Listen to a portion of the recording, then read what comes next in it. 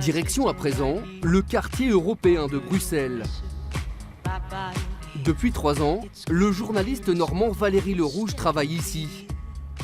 On retrouve Valérie Le Rouge en direct de Bruxelles. Valérie, Il est le correspondant permanent de France Télévisions dans la capitale belge et connaît par cœur les institutions européennes. C'est donc un report. Est-ce que la région Normandie, elle arrive à bien se vendre ici à Bruxelles? Pas assez, je pense. Mais peut-être pas assez en France non plus, d'ailleurs. Je trouve qu'on est souvent, il y a un petit côté vivant heureux, vivant caché.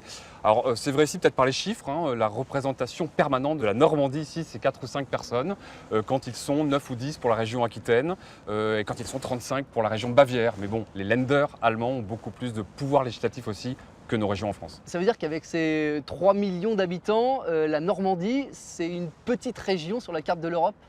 Oui, même si sur certains aspects, elle pèse lourd, elle se fait entendre ici, sur les affaires maritimes, sur les affaires agricoles par exemple, évidemment, sur les transports aussi, peut-être plus curieusement. Dernière question, vous qui êtes originaire de Coutances dans la Manche, un département rural, est-ce que vous comprenez que les habitants de la Manche, ceux de l'Eure, ceux de l'Orne, ils soient très loin de ces élections européennes, que ce soit un peu abstrait pour eux?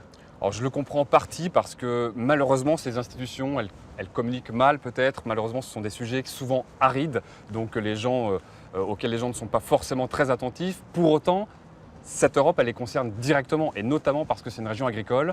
La PAC, la politique agricole commune, est le principal fonds en millions d'euros versé à la France chaque année et qui touche en particulier nos agriculteurs en Normandie.